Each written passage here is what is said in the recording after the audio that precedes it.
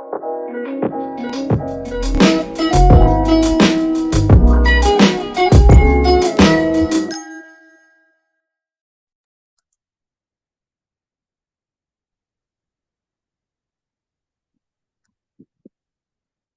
welcome back to Freedom to Learn podcast. My name is Gurumurthy Yeleswarapu, founder and CEO of Silicon Valley4u. And this podcast is targeted towards youth to make them understand the priorities and develop skills that are needed for the real world, which we call it life skills.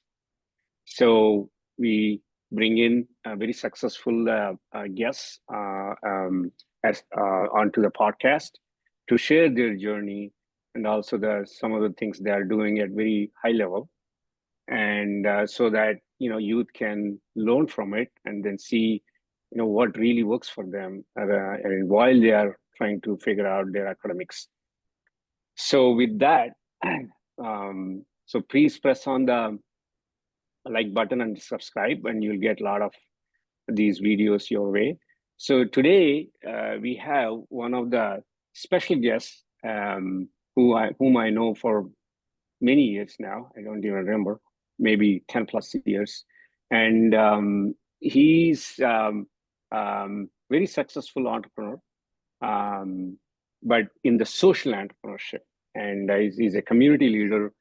I know from people I spoke to and myself experienced, he's one of the folks who can pull the crowd, and he can engage people and create things that at the global level, and which he's going to talk about. And he's also a founder and CEO of Silicon Andhra, one of the major culture and nonprofit cultural and the literacy program, which is in Bay Area, but they run programs across the country and probably outside the country as well, and India. So and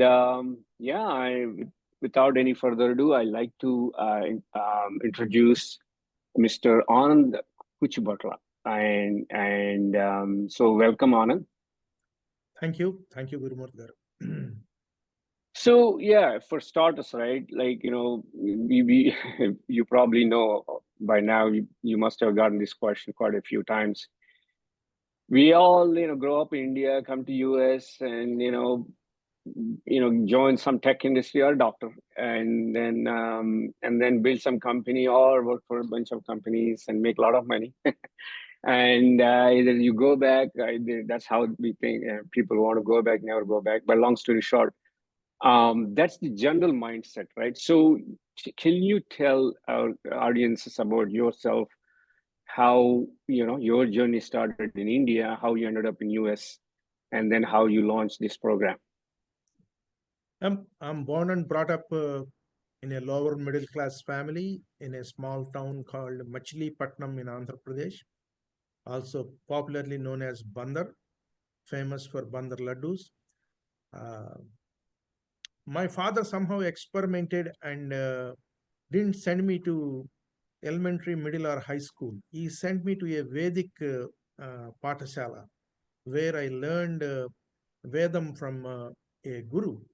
So until 10th grade, in those days it's called matriculation. So he homeschooled me and prepared me, and I appeared for the matriculation exam, and I aced it, and then I went to the college that's called intermediate in a local college in Machilipatnam.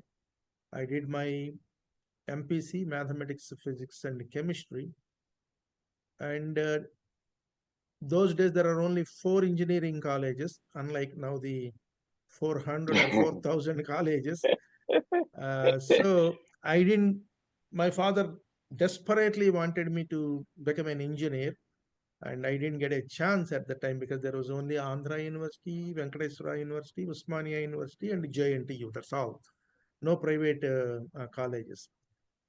In Karnataka, there were donation engineering colleges, and that was 10,000 rupees, which was beyond our capacity. So I joined BSc. completed the BSc, and then I took again some very different path. I joined Andhra University in Masters in Mathematical Economics, because in BSc I have mathematics. I never heard economics before. Somehow they gave me the admission. The reason to get into that program is another person by name Raparla Tejasvi was the first one from the entire town to go to America by doing that program. So, so there is a peer Pressure. impression or kind of stuff. So I went to Andhra University, did the masters. Due to change of some personal family circumstances, I have to come back after my masters and joined as a lecturer in same college where I studied. Now suddenly 3 years down the road, actually not even, yeah, 3 years down the road, all the my gurus, the lecturers are now my colleagues. So I did 4 years as a lecturer, and I loved. I call it still my golden days of career, because there is a lot of beauty in teaching the young minds, making them open to new ideas, and teach them in an interesting way. I learned a lot of things by teaching to them. And in 1987, then I decided to explore American shores. Wrote the TOEFL exam, wrote the GRE, and standard thing. Got admission at University of Cincinnati, and landed in the United States to do my PhD in economics. But it didn't dwell well after coming here. Whatever I studied in masters in economics in Andhra University, apparently these kids they completed in their high school. So what they're teaching at a first year, like kind of a PhD thing, it's all like flying out of my head. Don't have it. It is an extensive. I never heard a computer. First time I saw, and you might have heard. Some of you heard. There is a SAS program, a statistical application. Correct. From the first week, I need to get in. I never seen a computer. Forget about programming, doing the stuff. So after 1 year, I felt that this is not the place. And then a friend of mine introduced me to a master's in paper science and technology in a nearby university in Oxford, Ohio, called Miami University. That was, I call, a big turn in my life. Going to that university, completed my master's in that. I got a fellowship from NASA. I got a patent out of that. And then right outside the campus of the campus, 6 months before I graduate, I have a job offer from one of the Fortune 100 companies. This happened in 1990. In those days, the H1 visa is not heard, not many people. So when I told that company people, I was very skeptical whether I should tell them about this H1. If I say the H1, I'm on F1, they may take the job away. So finally I said, so the HR manager, I still remember, I love him, I think about him all the time. Michael Williams, he said, we don't know what the heck you are talking. You take care of whatever it is. Tell me if you need any paperwork, we will give it. Okay. So that's at least. That's funny. Yeah, sorry. And found a attorney in New York. I got my first job in suburb of Philadelphia in a paper mill. That's how my first job and education started in this country. Fantastic. So it is 37 years. It's a beautiful journey. Yeah, let's talk about it. So just so you know, there are some things that also I know of, and I would have been there. My grandfather is Anjaney Ghanapati. He is into Vedas. He does homeschooling. He's from Iragavaram near Tanuku, West Godavari district, and he's my mom's maternal, my maternal grandfather. He had 15 kids. They all learned Vedas. They are now run programs across the state in Andhra Pradesh, from Tirupati all the way to Hyderabad. One of the son-in-laws was here in Livermore, and he left Livermore and he's somewhere in Bay Area now. So in fact, he reached out to my mom, or he came to my place when I was born, and he told my mom that he wanted to take me and then put in the homeschool to learn Vedas. They don't go to regular schools, like they call it English schools, right? So back home, they don't go. One guy refused and went. He died. So since then, otherwise they're 16. Since then, nobody dares to even go to after elementary school. They stop. So I was supposed to be learning Vedas and everything. So I fully understand where you come from. Obviously, similar background we have, but I ended up doing whatever I did, and then I am here. But so now, right? So this is a very interesting journey. So so by the way you explained was funny. so they didn't know what sponsorship is or H1B is. So you go and tell them, okay, just don't tell me what it is. Just tell me what paper we have to sign. Okay, that's funny. So now, once you got here, you got into social entrepreneurship as opposed to entrepreneurship, right? A lot of me included, a lot of us, a lot of people around the globe, they all want to build something, solve something, and whatever, they become entrepreneur, founders, CEOs, etc. But you took a different approach. What was your mindset? Why this? And what was your vision / passion? Because this is what I want to do. When I landed in this country in 1987, there were not this many Indians in this country. Correct. So to go to an Indian store also, there are very limited number of Indian stores and limited number of Indian cultural activities and all. So there was a great feeling of missing whatever we used to do in India, celebration of festivals, get-togethers, a typical the functions, whether you do a barasala, the naming ceremony or any of those in the traditional things. I felt there is a big void. So after my education, I moved to Philadelphia, and Philadelphia there is an association called Telugu Association of Greater Delaware Valley. In 1990, I went there. I heard that there is an Telugu organization, they are celebrating in Deepavali. Because I moved to Philadelphia on July 2nd, 1990. So Diwali, sometime in 1980 or November or some time frame. So there were about 60, 70 Telugu people. That's a large number for me to see for the first time. And they are trying to do a program that is very more, for lack of better word, unorganized. They just wanted to bring food. And the following year in 1991, the new committee was coming. So I showed my interest to be part of the committee. And that 50, 60 people to the following year Deepavali celebration, we brought about 1,000 plus people and presented some wonderful cultural programs in a way to start creating authentic cultural programs. My journey started in Philadelphia in that Telugu Association of Greater Delaware Valley. So I lived there for 4 years from 1990 to 94 before this multinational Scott paper company sent me as a country head to India.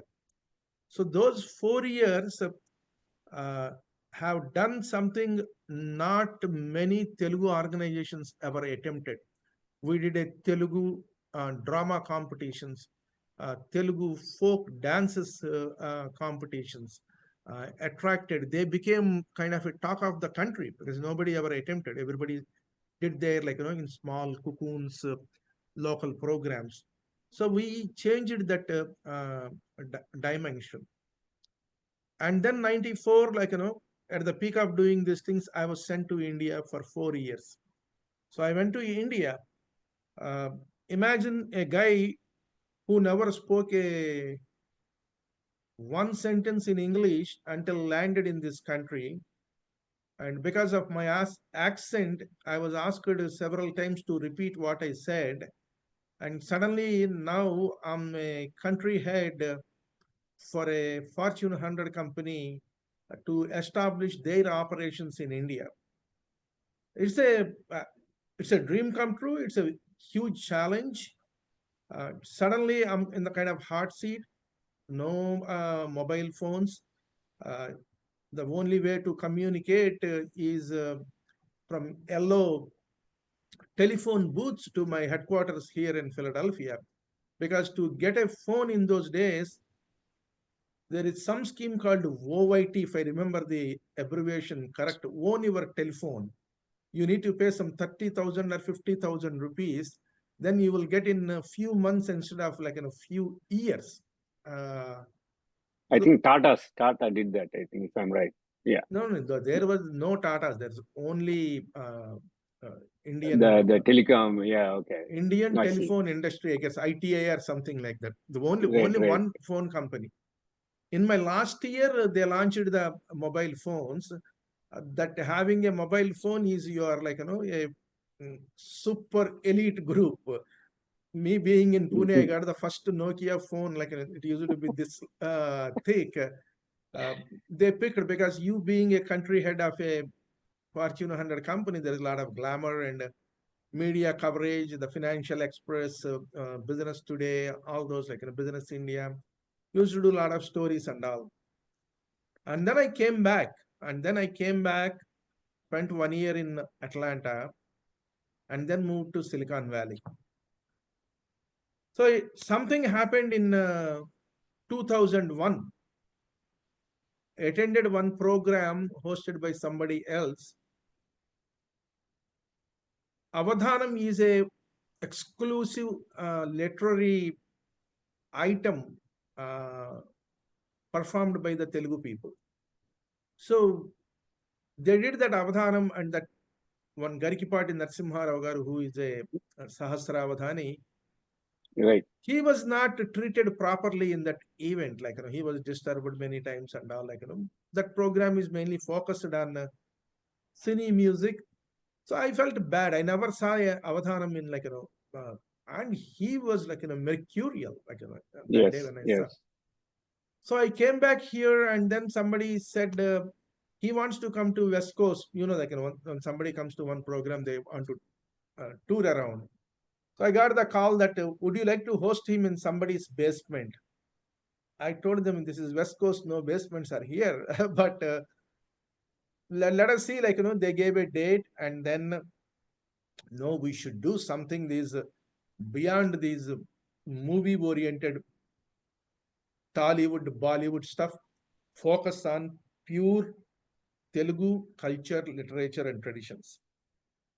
Then got the idea, and suddenly we named it as Silicon Andhra, and incorporated in July 2001, and did the first program on August 4th. The whole thing is to avoid that missing feeling, to fill the void of celebrating our own festivals in its authentic way, uh, without touching the popular movie stuff. So that's how we started it, and the rest is history. Yeah. No, this is amazing. I mean, I do come there and I watch the different programs, Manabadi, the Telugu, where Telugu is being taught across the country. So now let's talk about I like to have two things for the next question. One is, what's your vision for Silicon Andhra? How it can potentially help youth? Can you address those two? Absolutely. This whole idea of Silicon Andhra is to give the cultural identity, which is very important for the kids who are born and brought up here.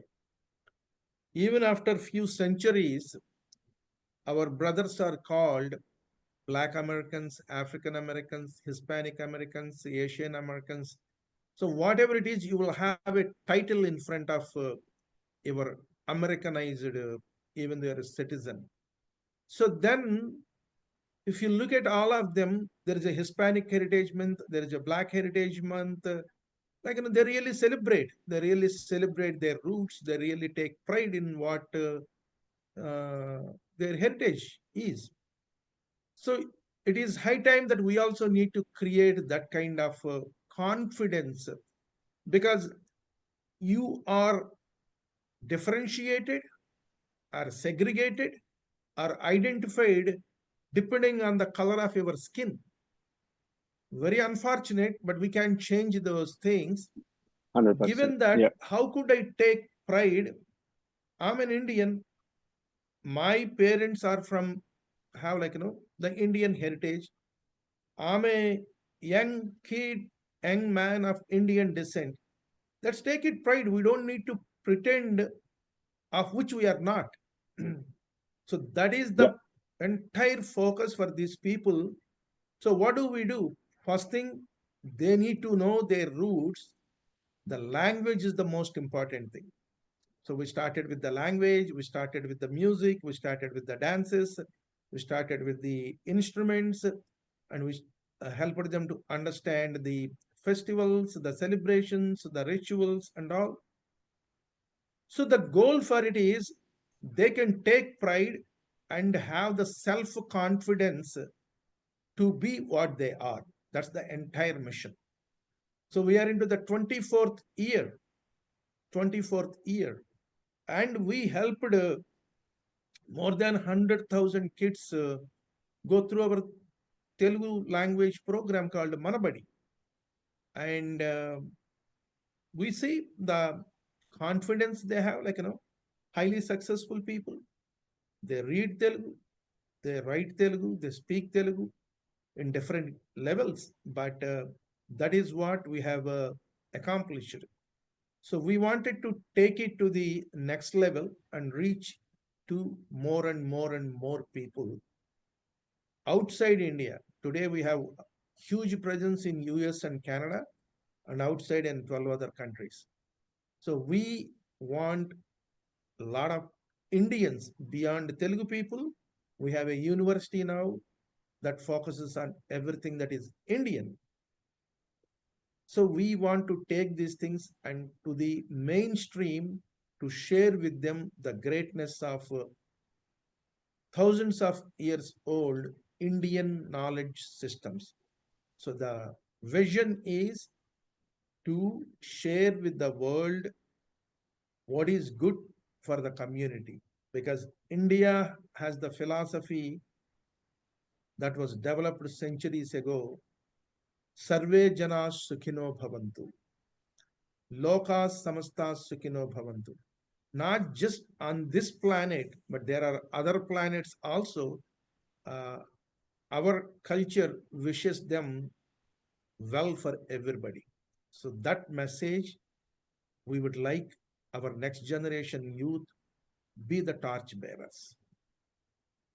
Fantastic. So this is incredible. I mean, 100,000, you said that's a huge number. So as I said before, we'll do a complete podcast just on Silicon Andhra.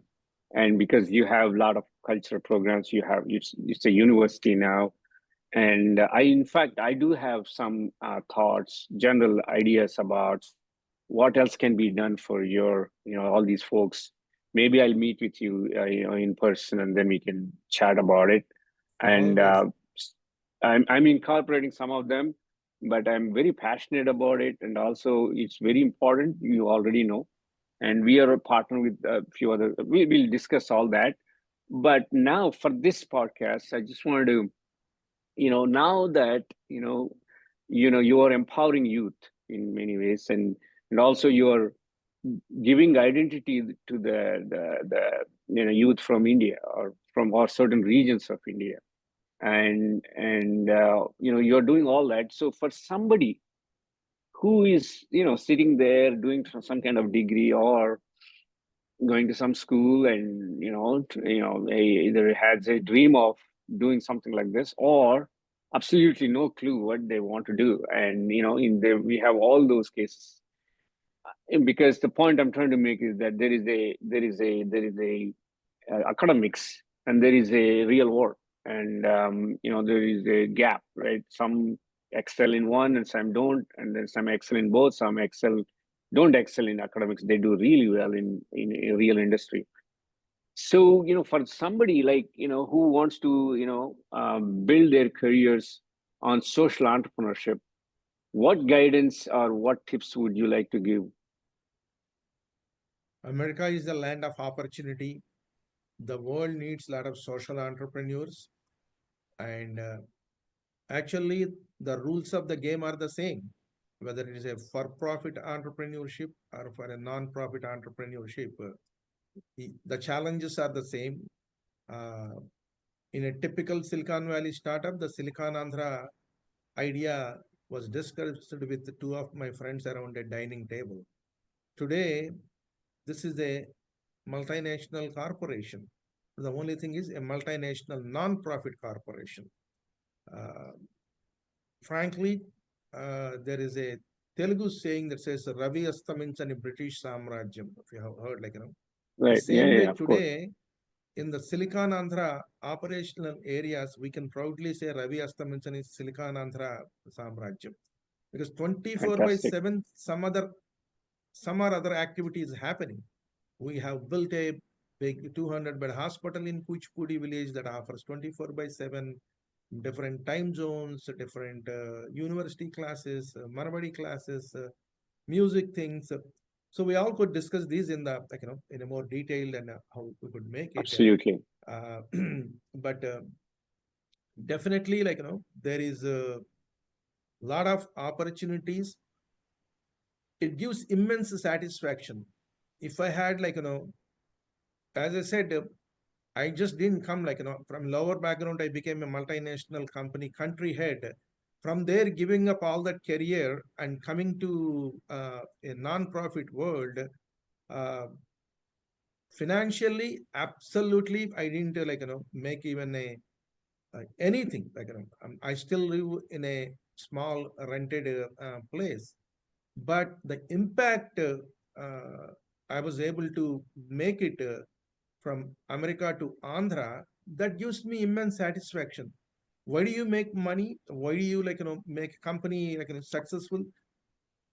It is not finally you need to be satisfied. Uh, I feel bliss, not just satisfied in doing this. So Yeah, being a social entrepreneur, touching so many lives, and we are all here today because many people uh, beyond their personal comfort level helped us this world to come up to this thing. So let's give a chance. Let's give a try. As long as absolutely, sir. we don't starve and we don't make our family starve, uh, or at least after making certain money, once you think about how could they help the world a little The better cause. place than when we came here. Absolutely. Like I said, I will take appointment, and then I'll come over to Silicon Andhra and meet with you. I have some ideas, thoughts. I'll run by you and see if it makes sense. But Definitely. never. I mean, what you're doing is extraordinary. Meaning, for instance, starting with giving identity to the people that are coming from different parts of the world, especially India, and adjusting to this culture and everything. And it's very difficult to sometimes, even the kids that are born here, I come from exactly same background, literally, and I know the feeling. And I came around the same time. I came here in 1993. I know some of the things you're talking about: phones, STD, booths, and the whole nine yards. So I understand everything you are trying to solve, because I've been there. I'm fully aware. I'm fully aware of it. And second thing is, it's very, like you said, it's extremely impactful for youth to adapt to something different. So I'll tell you what I mean by that. For instance, like we all know that you have to especially in India, you have to become doctor or engineer. Once you come here, there are mainstream career paths. You do this, and so let's say if somebody wants to be, a good dancer, or or maybe culture, or in arts, you pursue career in the arts, or some musical type thing.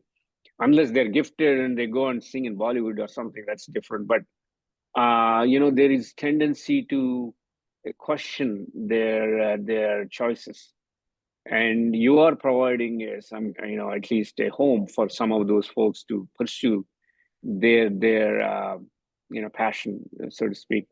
And like, I mean, these are all the things I hear. For instance, like a lot of kids around here, Telugu speaking families, their kids are able to speak Telugu today because of your program, in my humble opinion. I know, I mean, I'm a parent.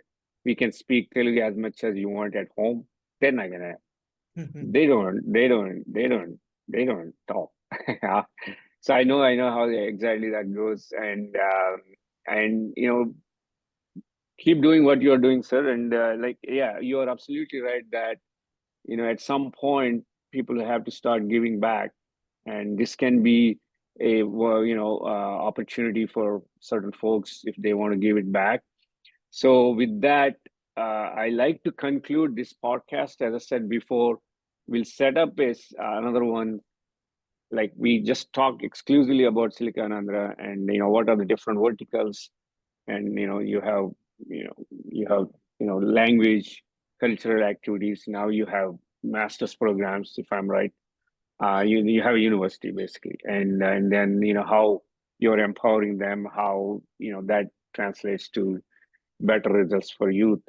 So we'll do all that, and I want to take this opportunity to thank you very much, and also I um, sincerely request the folks that are listening to this to learn from you and figure out that sometimes you don't have to get caught up in that. If everybody's doing one thing, and you don't have to do the same thing, you can think outside the box and do something that potentially resonate with your heart, and which you are doing. And so, so thank you very much. Thank you very much. I just want to tell all the listeners, Silicon Andhra is a open platform. In the parlance of Silicon Valley, it's a open source thing. Anybody could come and leverage all the resources we have developed over more than 2 decades. Welcome. You don't need to be a Telugu person. You don't need to be an Indian. Anybody could leverage what we learned, and we are ready to share.